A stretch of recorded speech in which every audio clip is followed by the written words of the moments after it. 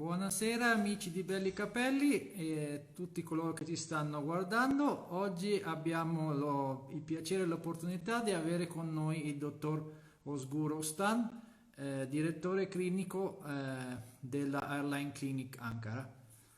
Welcome everybody. Today we have the opportunity to have with us Dr. Oztan, Medical Director of Airline Clinic Ankara. The interview today, the live will be in English, but I will provide a translation in Italian. L'intervista di oggi sarà in inglese, ma fornirò una traduzione automatica, immediata non appena il dottore avrà dato risposta alle diverse domande. Quindi stiamo aspettando il dottore e dovrebbe arrivare fra poco. Un saluto a tutti gli utenti che ci stanno seguendo. Stiamo aspettando il dottor Ozgur, direttore medico dell'Airline Clinic Ankara. Vi ricordo che se avete domande potete comunque farle e se avremo il tempo le leggeremo e risponderemo in diretta. If you have some questions you can do it and we will answer live. So we are waiting for the doctor, just a few minutes and we should be ok. Un secondo e il dottore dovrebbe essere con noi. A few seconds and good evening, doctor. Good evening, Bola. Thank you very much for this opportunity and also thank you for giving me the opportunity for this interview. Okay, let's start with the question. We know that COVID-19 creates serious problems for the entire air transport industry. So I would like to know which protocol to deal with the emergency and to ensure patient safety. So COVID-19 has impacted our health, activities, business, and all our life. So our clinic is a medical center and had always high sterilization standards. That's why creating these protocols were easy for us. Our patients can reach our HLC protocols from our website, but I can tell you some of them here.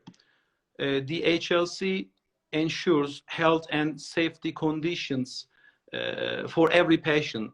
The COVID-19 protocols will fully be respected and implemented to protect our patients. And according to the regulations of the Ministry of Health, all staff members will be tested for COVID-19. And doctors and assisting nurses must be using gloves and N95 masks. And the rest of the staff will be asked to use gloves and surgical masks. And every patient will be tested for COVID-19. And the list goes on. But as a summary, we know this critical issue so well, and we are all prepared to protect our patients. Perfect. I'm gonna translate this for our Italian view. Ho chiesto al dottore quali protocolli avesse adottato presso la sua clinica per assicurare il benestare dei pazienti per la sicurezza. Il dottore mi ha spiegato che essendo un centro medico, un ospedale, aveva già adottato tutti i criteri necessari per la sicurezza dei pazienti. Comunque sia, seguendo le indicazioni del Ministero della Salute, quindi tutti i pazienti, i dottori, i medici e gli assistenti sono test per il Covid-19, i chirurghi indossano un maschera, quindi altri protocolli importanti, mentre assistenti che non fatto dalla chirurgia, solo le mascherine. Quindi tutti i protocolli sono perfettamente trattandosi di un centro medico, quindi c'è totale garanzia. Ok, second question. I heard my voice. I Yes. think we have an audio problem. Okay, what can I do for that? I don't know if it's my problem or yours. Okay. Let's start again. Okay. No, wait. Okay, should be fine. Okay, better? Yeah. Okay. Let me ask the user. Vi chiedo ragazzi se sentite bene, avete un ritorno audio? Okay, it's okay. Let's go. So, second question is, in your clinic, you perform FUE using manual. Which are the advantages of this technique of expression, and what kind of punch do you do? Okay. In my opinion, manual extraction is the safe system for the patient. It doesn't create heat and causes no damage. We can control the hair count much better, and the transaction rates are very low. In my view, the cold instruments, sharp punches are the best. That's why I have been using them for years. Ok, ho chiesto al dottore, still we have like return, do you have earphone? Yeah. I see that my voice is switching on your computer. Okay. Probably is that the problem, that if it's improved. Yeah. It's better? Yeah, better. Thank you very much. Sorry for this problem. Ok, ho chiesto al dottore, sappiamo che nella sua clinica utilizza la FUE con estrazione manuale, gli ho chiesto quali fossero i vantaggi dell'estrazione manuale e quale punch usasse per l'estrazione. Mi ha spiegato che il vantaggio dell'estrazione manuale è che permette un maggiore controllo,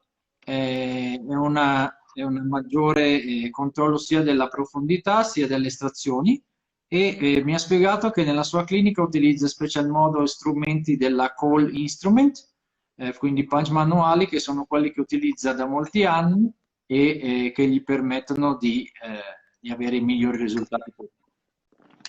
Next question is, for the placement of the follicular units, you use the stick and place technique. What are, in your opinion, the benefits of this placement technique? The biggest advantage of this technique is that it is always performed under the doctor's control. The direction of each route, one by one, is under control. The doctor can control with this technique better the density and can act much faster if something is not right. We have great results with this technique, almost more than 15 years. Ok, ho chiesto al dottore, sappiamo che per il posizionamento utilizza la tecnica stick and place, quindi allo stesso tempo viene fatta l'incisione e l'innesto. Ho chiesto quali fossero a suo parere i benefici di questa tecnica di posizionamento. Il dottore mi ha spiegato che innanzitutto si possono controllare meglio le direzioni e gli angoli. L'innesto, il dottore può controllare meglio tutto il procedimento e la densità che si può raggiungere è maggiore con questa tecnica e si possono risolvere eventuali problemi che possono verificarsi in maniera molto, molto più veloce. Quindi a parere del dottore, questa è la tecnica che gli consente di ottenere i migliori risultati per il paziente. Okay, next question. Sometimes I see that a lot on the forum. We know that at your clinic, all the stages of the surgery are performed by doctors with many years of experience. This is, I think, is very important. No phases of the surgery delegate to assistants. So I would like to know, how is a surgeon assigned to a specific patient? So when the patient arrives, who will be performing surgery on him? So it is impossible for a surgeon to work with the same desire, strength, and concentration in every patient, in every period, for years. So we always discuss this with all our doctor colleagues. After a while, this causes the nurses to be more active, or the surgeon gets tired. At this point, doctor's team is very important. We are able to work with the same standards every day for every patient with this concept. Of course, every doctor is supposed to be at the same level. So all our doctors are always making extra efforts to keep their standards high. All our medical doctors are members of the international societies and are highly educated. And I keep the operations 100% under control at every stage. Ok, perfetto. Ho chiesto al dottore, sappiamo che presso la sua clinica una cosa importante è che tutte le fasi della chirurgia sono svolte da dottori con molti anni di esperienza e che nessuna fase è delegata agli assistenti, quindi venite operati da un dottore. Ho chiesto come viene assegnato un dottore a uno specifico paziente.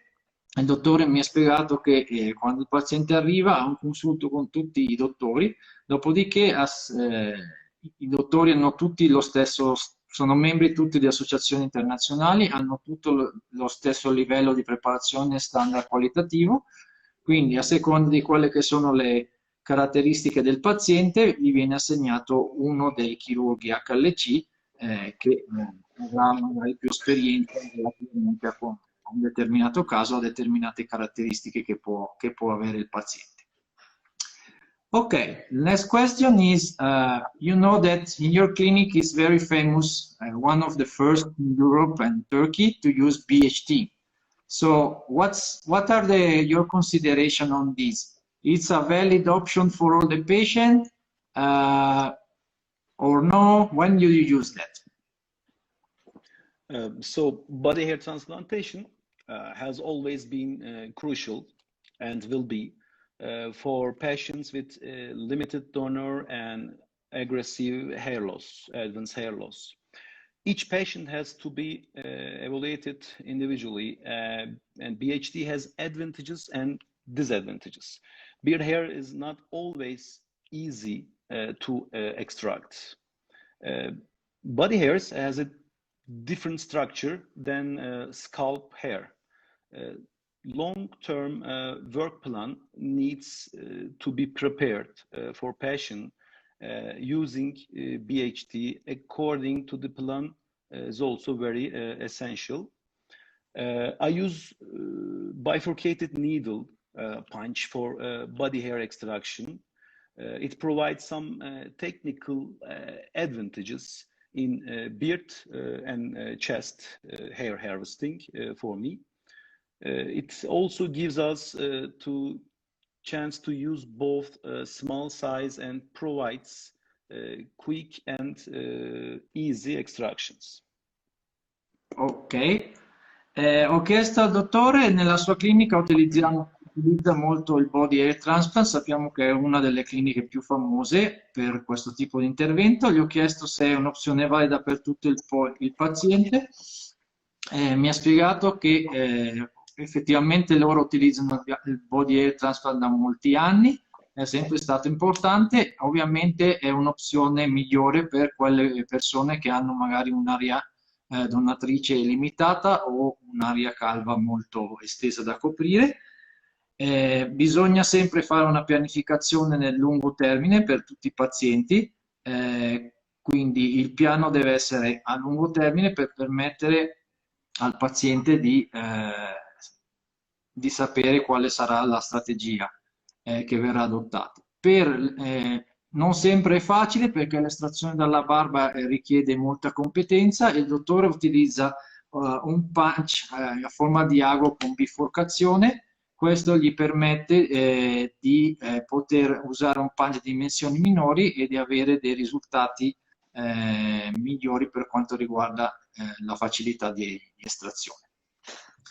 Okay, next question is, do you think that beard hair and chest hair on the long term takes on the characteristic of the scalp hair once they are grafted into the recipient area? So we know that beard and chest hair are different than scalp. The beard hair, they are thick and they grow faster and curly. So by keeping its originality, it gets softer and softer within the time, but it will never be 100% same as a scalp hair. Chest hair has not visible and big difference than scalp hair.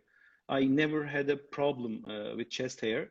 I feel confident using chest hair for visible areas such as the temporal section, for example. Ok, ho chiesto al dottore se secondo lui i peli della barba e del petto nel tempo assumono le caratteristiche dei capelli una volta che sono trasferite nell'area ricevente. Il dottore mi ha spiegato che i peli della barba crescono, sono un po' più spessi, crescono più velocemente e sono un po' più arricciati. Però che con il tempo, una volta trasferiti nell'area ricevente, diventano sempre più soffici, pettinabili e quindi non assumono le caratteristiche al 100% ma migliorano molto. Lo stesso non si può dire per i peli del petto che hanno delle caratteristiche simili a quelli dei capelli e quindi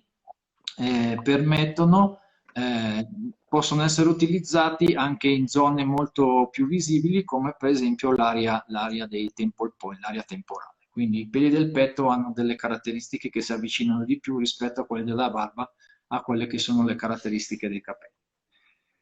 Okay, next question is, which are the regrowth rate of beard and chest graft? And if you use hair from other areas of the body?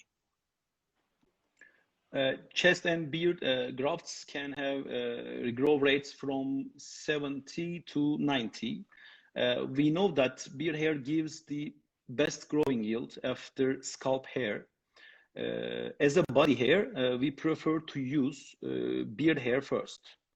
The chest hair is difficult and can vary from patient to patient with the growing yield. That's why it's a second option. And if the patient has absolutely no scalp, no chest, no beard, then we rarely use sometimes stomach hairs, sometimes legs, and sometimes also armpit hairs. Ok, ok.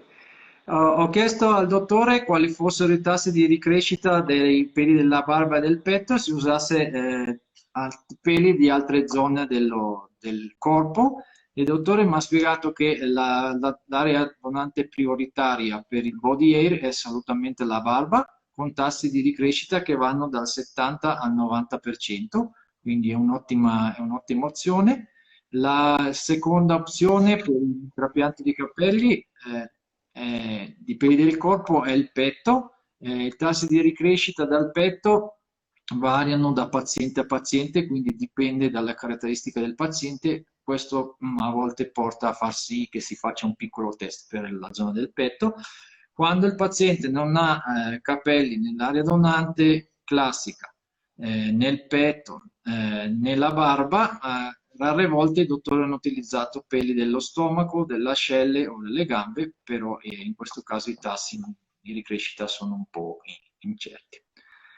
Okay, we have a question from the audience, from Aiello, who will have surgery with you in October. Would like to know if we can use topic after the surgery. When?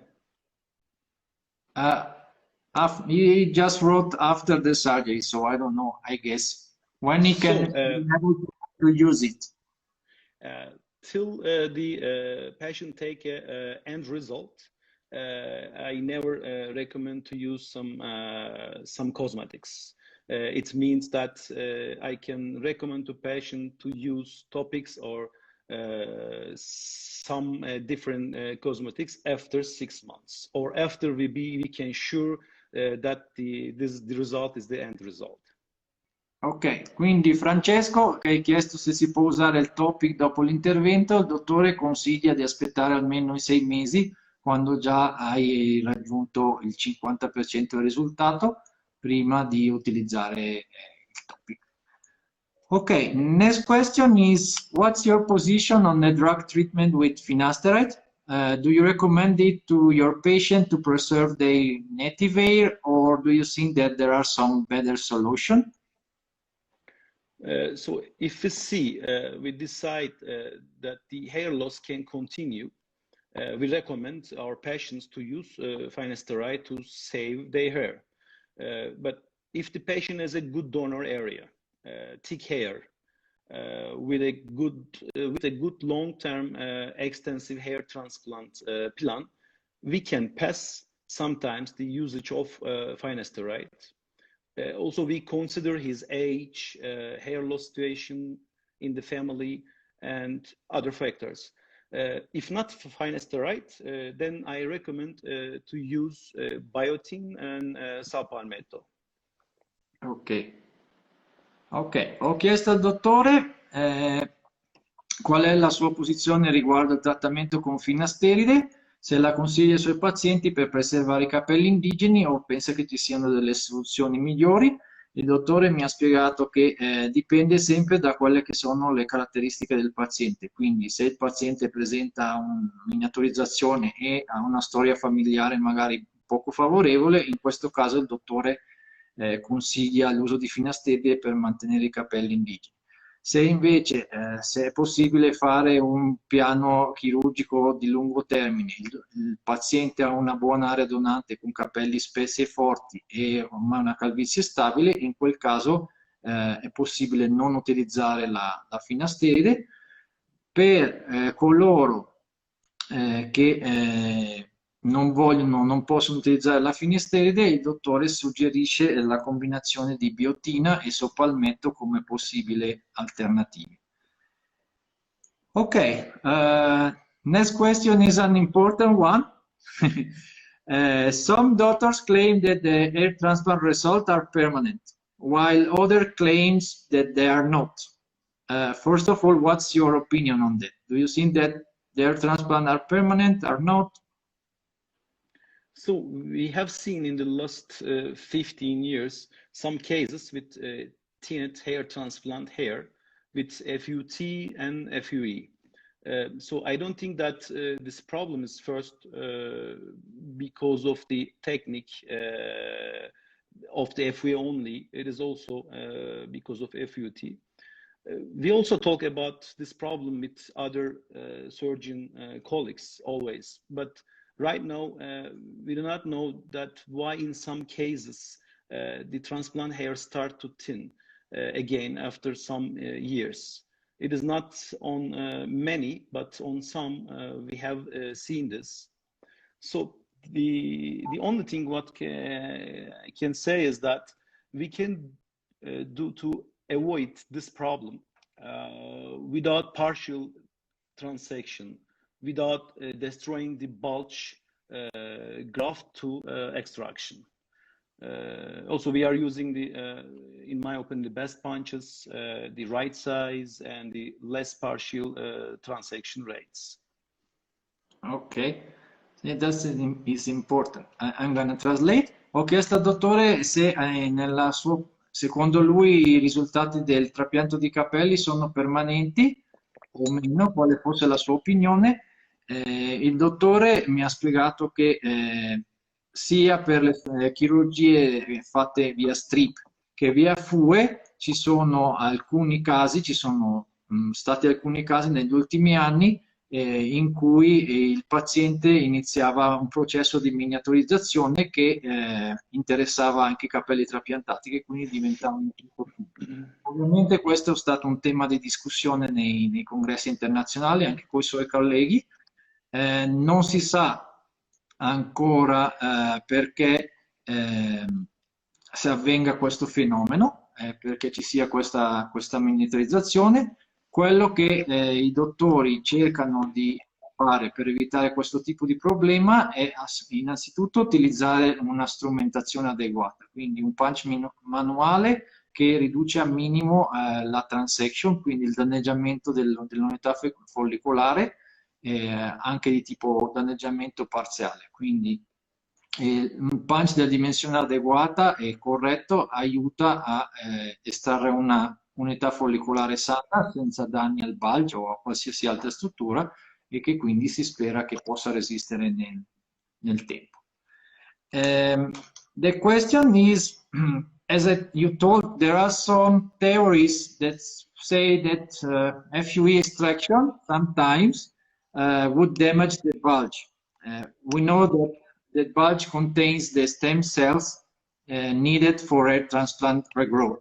So some dermatologists especially say that in this case, if you damage the bulge, the hair will grow back for a couple of years, the duration of the first anagen cycle, and then will fall out. What do you think about this theory? In my opinion, if you damage the bulge, the hair won't grow.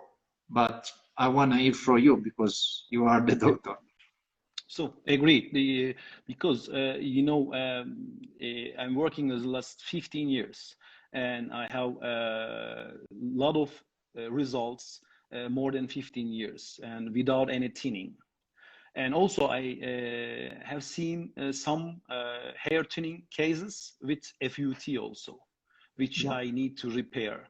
That's why, okay, I understand these opinions, but what I see in my practice is not like that. That's why I agreed. If you destroy the bulb, the hair cannot grow. The hair cannot grow for 10 years, 15 years. It's impossible in my opinion.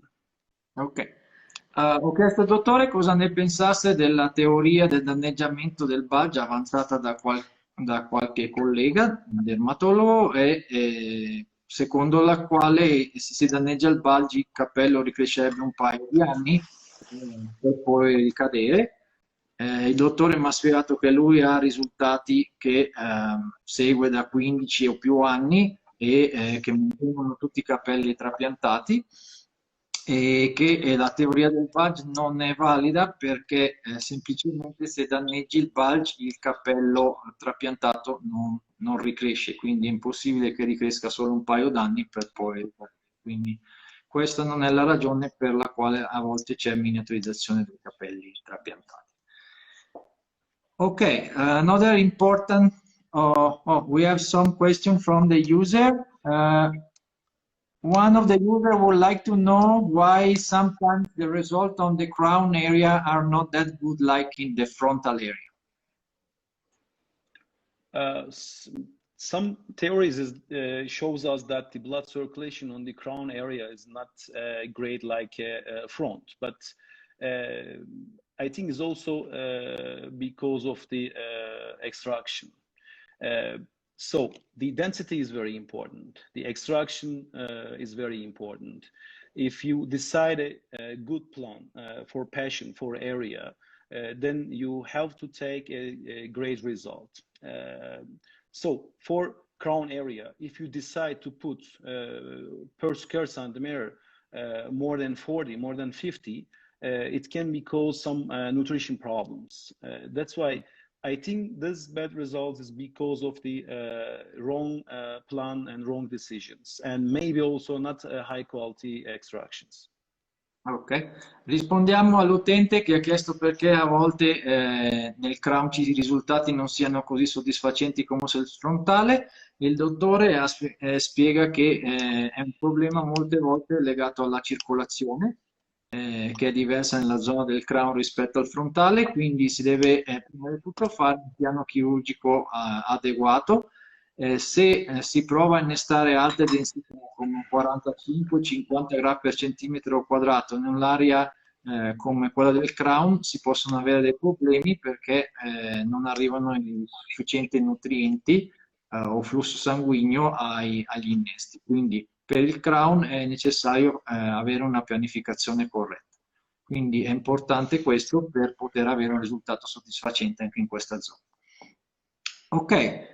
Next question is, we know that in some cases there are patients who have a donor which is totally ruined by previous unsuccessful surgeries. We also know that the so-called black market is a very serious problem, especially in Turkey. So first question is, what are the risks of a poorly performed FUE? Because sometimes people think, okay, FUE is easy, anybody can do that, and there are no risks. So I want you to explain to the user which are the risks. So this is a big problem, and we have people contacting us daily because of bad results and over-harvested donor areas. Lots of people need repair procedures. So we have to avoid this. You know why the people get bad results. Some teams, they are not really educated, they are not professional teams. They sell just hair transplantation, and their goal is just to win some money, that's all. They never think about people. So for a repair case, what can I do is to do some repair cases. If the patient has still some body hair, like beard and scalp reserves, we can use them for restocking donor areas or repair the situation of the recipient area. If not, what we can do is to recommendation of the SMP procedures for the donor and also for the recipient areas. We have seen that SMP is also a great option to repair case. Personally, what I can do for that is to make my level with the time always better, and to do a good repair cases procedures. Okay, I'm going to translate that. I would like to know the regrowth rate when you perform grafting from beard or chest into the donor area. Is a good solution? Yeah, but it's, you know, it's people, we need a good donor reserve. If we have a good donor reserve, like a beard and scalp, like a beard and a chest, we can do that. There's also the skin is scar tissue, it's not a virgin tissue. Nobody can be sure the hair growth percent on the scar tissues, but in my practice, I never seen as less than 50% results. Our style is that with a low density to put on the scar tissues, beard hair, and to check the result after 6 months. If the result is more than 70, 80, if the patient is happy with the result, then we can do the surgery again, and we can fill in the area with the beard again. Ok, perfetto. Ho chiesto al dottore, sappiamo che purtroppo ci sono molti casi in cui i pazienti hanno delle aree donanti rovinate da precedenti interventi non eseguiti correttamente, dal cosiddetto problema del mercato nero in Turchia. Gli ho chiesto quali fossero i rischi di una FUE mal eseguita e quali possano essere le soluzioni. Il dottore mi ha spiegato che il problema sta sostanzialmente nel fatto che ci sono molti team in Turchia che spesso sono di assistenti che non sono nemmeno preparati correttamente per eseguire il trapianto di capelli, e quindi questo è un problema che può portare dei danni seri per il paziente, soprattutto per quanto riguarda l'area donatrice, che viene praticamente distrutta con eccesso di prelievi. Una possibile soluzione per questo tipo di problema è quella che si chiama donor exchange o donor restocking. Praticamente, se il paziente conserva una buona barba, soprattutto nella zona sotto il collo, e dei buoni peli del petto, si possono utilizzare quest'area donante di peli per andare a coprire i problemi in area donatrice. Ovviamente i tassi di ricrescita sono variabili perché si va a lavorare su quello che è tessuto cicatrizzale. Quindi quello che fa il dottore è solitamente innestare su questo tessuto cicatrizzale una densità più bassa. Dopo 6-7 mesi, se si vede che il tasso di ricrescita in quelle zone è almeno 70-80%, si può nuovamente intervenire per aumentare la densità. Un'altra opzione, se il paziente non ha area donante da trasferire dalla barba al petto alla zona donante danneggiata, l'opzione alternativa è quella della tricopigmentazione, quindi l'SNP, che ha ottimi risultati in quella zona. Ok, last question, doctor. Why should a patient choose HLC for his hair transplant surgery?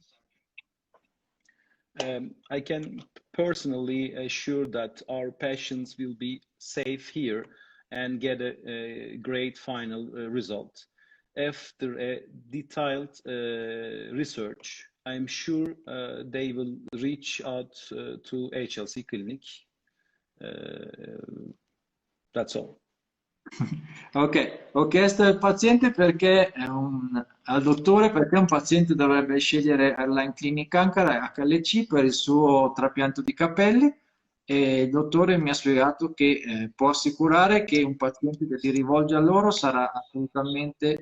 può stare assolutamente tranquillo che i dottori cercheranno di ottenere il miglior risultato possibile per lui.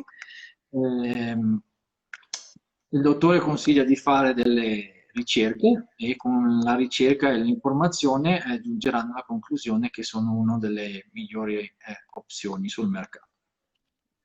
Ok, do you want to send a message to your former and future Italian patients? In these difficult times, we are ready, like always, to treat our patients. We concentrate 100% our job, and we are ready for great results. I recommend all patients please to do really detailed research, and please notice the difference between clinics and qualities. Exactly. That's very important. Ho chiesto al dottore se volesse dare un messaggio ai propri pazienti italiani futuri e presenti. We have some of your future patients online, so I'm gonna explain. Il dottore mi ha spiegato che sono prontissimi per tutti i prossimi pazienti a cercare di fare del loro meglio per garantirgli il miglior risultato possibile. Tutti quelli che stanno considerando HLC per il futuro, il dottore consiglia di fare delle ricerche approfondite su i mezzi di ricerca che avete a disposizione, gli strumenti di ricerca, e di vedere bene le differenze fra una clinica di qualità come può essere Airline Clinic Ankara e le differenze di risultati e trattamenti con altre strutture. Quindi fate bene le vostre ricerche e vedrete che HLC sarà sicuramente una delle vostre opzioni. Ok, thank you very much, doctor, for your time. I hope to see you soon somewhere, and I will thank you again for this opportunity. And also, thank you for this opportunity, and good evening to everybody. Okay, bye bye. Bye bye.